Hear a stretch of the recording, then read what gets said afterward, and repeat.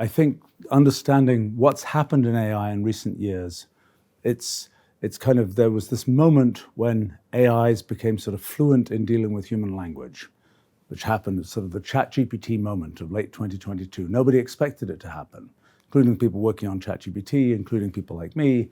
I think that the idea that you can use AI as kind of a linguistic user interface to things is a significant thing, and that will be a surviving feature of the modern moment of AI. I think the thing to understand, people sort of see this one surprise from late 2022, and they say, we've got one data point, we're going to extrapolate it all the way to the moon, so to speak. But actually, there hasn't been another kind of dramatic advance since that time. It's been kind of incremental progress. The way I see it is, there's sort of this new wild animal that was discovered that is this thing that is modern AI, and there's really just one of it.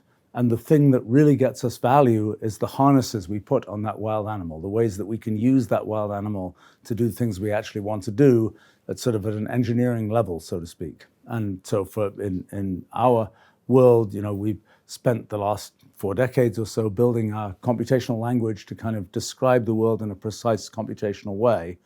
We had in fact built, in our Wolfram Alpha system, we built natural language understanding for short sort of statements, so short questions we could deal with. What the modern moment of LLMs and AI bring us is this kind of way of having long dialogues with computers. And it's a very powerful thing because you can now have this very vague dialogue with the computer and then sort of use that to crispen things up in our technology, make something which is sort of a precise piece of computation that you can then read, build on, sort of build up your whole set of capabilities for doing science, for building technology, and so on. How does AI change kind of what people should be learning and in mathematics and physics and so on? Not so much, I think. I think that sort of learning how to think computationally about things, that's a critical skill. That's, the computation is kind of the paradigm of the 21st century. It's the thing from the 17th century, we had mathematics as kind of the paradigm that was introduced into science. Now in the 21st century, we have computation. And the real challenge is, how do you take things you're thinking about and sort of make them, formalize them in a precise way in terms of computation? We've had different kinds of formalization. We've had logic, we've had mathematics, now we have computation. That's a thing that is really valuable to learn. It's a thing that allows us to extend formalization outside of traditional areas like mathematics and physics to lots of other kinds of things. And that's really a critical thing to learn. When it comes to, can the AIs do all your homework for you? I think I built the tools that people use to do their homework already. The AIs kind of help in giving you this kind of linguistic interface to raw computation, and that's the main contribution there. I think that the vision of should humans learn anything anymore? The answer is yes, humans should learn things because humans are the ones who get to kind of figure out what they want to do and sort of define the directions, define the questions. Maybe you can automate some of the answering of questions, but to figure out what questions you should ask, that's a human activity, so to speak. And so that's the thing where how do you know what questions to ask? Well, the more you know, including facts, the more you're able to kind of think about what questions are worth asking. And that's so I think for the thing I would say is learn computation, learn computational thinking. We've built technology that is intended to make that as easy as possible. That's our technology, I'm happy to say, is what basically most of the kind of top researchers in most fields end up using. So that's learn that fluently and you will be able to do amazing things. It's kind of a superpower that gets you beyond what you can just think of in your mind. It's this kind of, it's this sort of exoskeleton, computational exoskeleton that lets you do things much more powerfully than you could ever do for yourself. The thing that, the thing to say about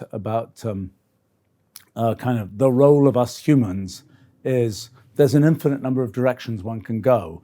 And I've tried to explore some of that sort of space of infinite numbers of directions that you can go in figuring things out in mathematics and so on. The question of which particular ones are interesting, that's a human choice. And and being able to make that choice well to build something that is rich and interesting and useful to us humans, that's a thing that one needs to know things for and learn to sort of think computationally to go in that direction. There's a question, we have one known example of intelligence, which is human intelligence. Now maybe we have another example of intelligence, artificial intelligence. What's the interplay between these things? I think the main thing we learn, people wondering, do brains have all kinds of weird physics inside them that make them sort of uniquely able to think? I think we now know pretty definitively that the answer to that is no, that with artificial neural nets, we have things that are very brain-like. I think that we get to do sort of neuroscience-like experiments on LLMs, on AIs. It's a lot easier to do an experiment on an AI than it is to do an experiment on an actual human brain. But it's difficult to know what's going on. You open up the AI and what you see in there is lots of sort of irreducible computation happening, and you kind of can't tell what's going on.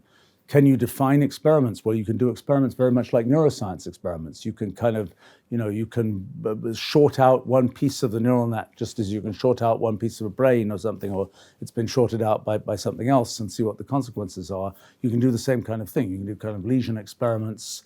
You can try to figure out, in all that noise that's in there, what's actually really going on. We've been pretty unsuccessful in doing that with brains. And it's as hard for neural nets, except that we have much more access to neural nets.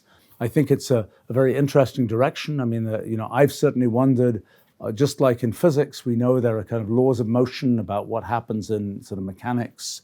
Are there kind of semantic laws of motion that govern kind of the flow of thoughts, in effect, in something like an artificial neural network? We don't know, but that's the kind of thing that is sort of a major direction. Now, I mean, the thing to say about neuroscience and brains versus neural nets, I think the key problem of neuroscience, as I see it, is there an intermediate language for describing what happens, an intermediate level of description about brains that is between the level of the specifics of what individual neuron firings do and the overall psychology of how humans work? Is there some intermediate level that we can identify and start reasoning about, making science about, and so on? It's the same question for brains and for AIs. And it's a difficult question, and I have some suspicion that there will be meaningful answers to that question, but we really don't know yet. And actually, it's one of those kinds of things which is typical of fields where foundational questions are not very much explored. People explore lots of details and very technical things, but when it comes to sort of foundational questions, they're generally like, well, that was figured out 50 years ago, I think. This is a sort of opportunity for people to really go and take particularly the computational paradigm and apply it to these questions that were foundational questions in fields that have been left fallow for 50 years or something. When you look at AI, there's sort of a question, why does AI work? Why does machine learning work? These are questions that have not been much explored. But I think that realistically, the high value in the short term is, taking, as I was, giving the analogy of sort of the wild animal of AI, taking that wild animal and putting sort of engineering harnesses around it to apply it to, one thing we've been doing is building autonomous teaching systems, which lots of people have tried and mostly they've given up. It's actually a pretty hard problem. I don't know whether we've succeeded in solving it. We'll find out. We're going to release some product soon that along these lines. But that's an example of something where you're taking the raw capabilities of the AI and you're putting this fairly complicated harness around it to make it useful for that particular purpose. I think that's the place where, and I have to say that's much more I would say that's more of a commercial sector activity, because it's really, we've got particular use cases. How do we take this core technology and just make it work? I think on the academic side, it has been a challenge to know what should you study, because there's a lot of engineering detail, there's a lot of arbitrary engineering detail in most AI systems. It's not a very academic thing to study. these foundational questions are a very academic thing to study, but they're hard. And it's not even clear what methods you can use. Is it mathematics? Is it things from theoretical computer science? Is it things from physics?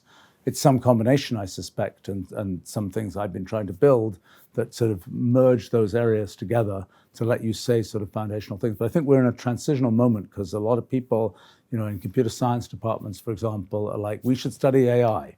What should we actually do? We should make sort of psychology type tests on AIs. Okay, you can do that, but it's not that interesting. For a while, a few years ago, it was like we can change the underlying architecture of the AI. That became really an engineering story, and a story where it's, the number of people who study the innards of microprocessors. That's not an academic kind of activity. That's an activity done by large companies and so on, only a few times in the world type thing. So it's, but I think there's on this foundational side, there's tremendous opportunity there. I think that as a practical matter, sort of the harnessing of AI with practical engineering tools, and we've built a lot of these kinds of tools, that's really a good path forward. Am I kept up at night by AI? No, I'm not. I sleep very well. I think I see my own sort of trajectory in science and technology as having sort of lived an AI dream for the last 40 years, because I've been steadily automating, building tools to automate the things I do, so that I can get to the point where I can think of something, I can have an idea, and then I can delegate to my AI computational system, whatever, the actual doing, working out of that idea. And that's been, for me personally, a just amazingly powerful thing. And that's something that, as time goes on and we get more computational capabilities and so on, more tools, that just gets all the better, so to speak. And I think when it comes to people, what do we mean by AI? I think the most surviving element of what we're seeing right now is this computational paradigm. I think the details of kind of neural nets, linguistic interfaces, and so on, they help at the interface layer. The core thing is really this notion of computation, which is this very powerful idea that could have emerged 300 years ago. It didn't. It actually emerged in the early part of the 20th century, and then really has flowered in the 21st century. I'd like to think that some of my own efforts have had some part of helping that to happen, both on the practical side of building computational tools and on the theoretical side of thinking about kind of computation as a fundamental concept.